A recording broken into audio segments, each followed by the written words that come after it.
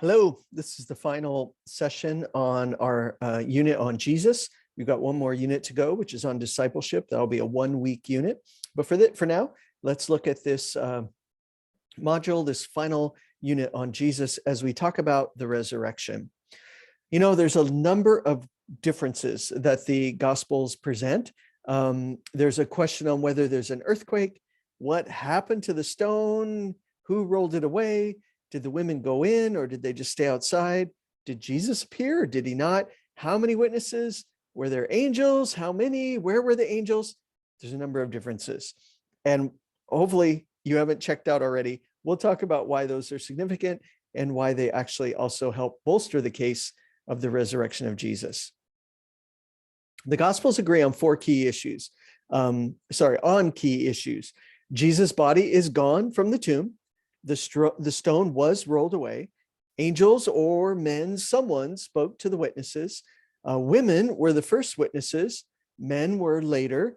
Jesus is seen later, and Jesus is alive and victorious over death. All those things are agreed.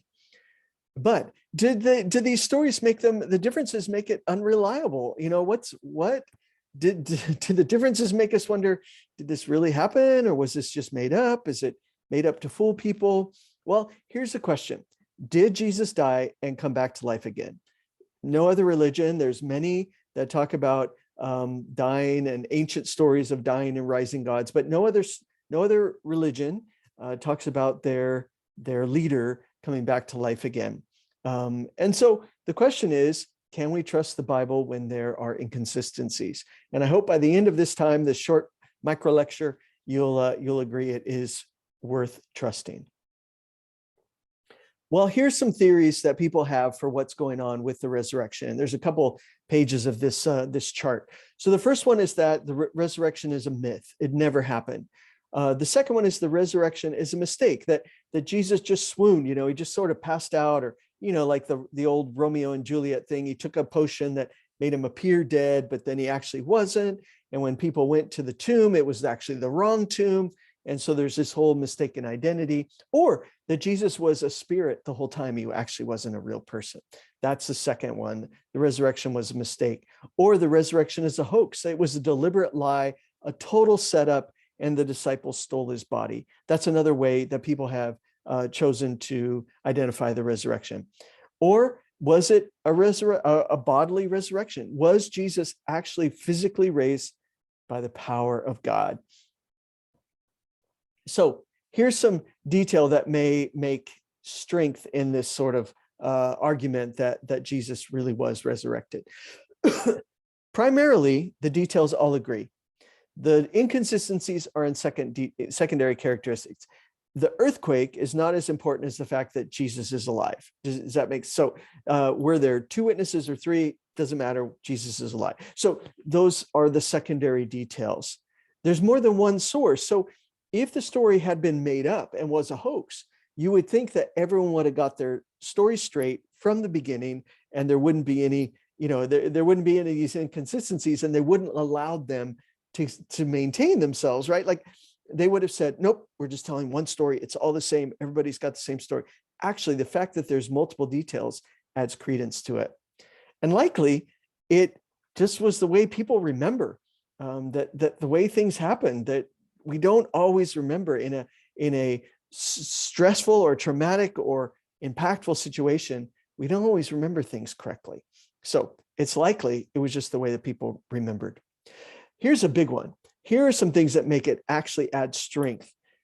In the time of the Bible, this just blows me away every time.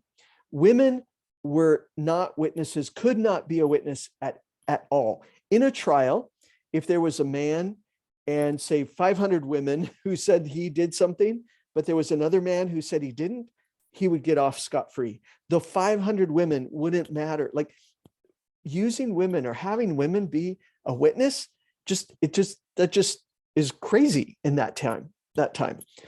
So the fact that the first witnesses of Jesus' resurrection were women is not something you would make up. It's not part of the story that you would add at that time. So that adds a lot of strength to this story. No one could produce a body. Out of all the time, no one brought out a body and said, nope, here he is. The disciples had nothing to lose and nothing to gain, but they died. Every one of the disciples, apart from the Apostle John, who likely died of old age, died violently as a result of their belief in Jesus. And so they could have easily at any point in time said, no, we made it up. It's all fake. They didn't. They chose to go to death. And then the Gospels are written just a few decades after Jesus died, not hundreds of years later. The Gospel of Mark probably came out in 60 AD, which would have been about 30 years later. So there would have been numbers of people alive at the time who could have said, no, this is wrong. And they could have made a big deal about it. So can we trust the Gospel? They all agree on major points.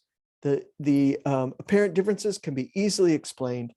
And the other thing to note is ancient biographies had many differences in the way that they were written. You know, we're all about the facts, right? Like if we're reading a history, we want to know exactly what happened. That's not how they wrote in those times.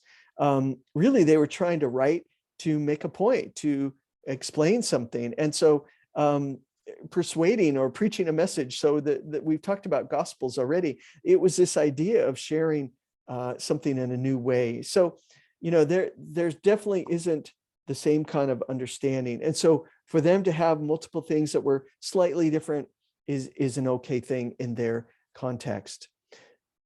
So we've covered Jesus. We've talked about all the different aspects from his birth to life to death to resurrection.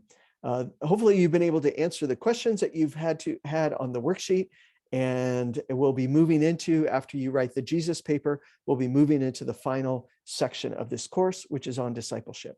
And I'll see you in those videos.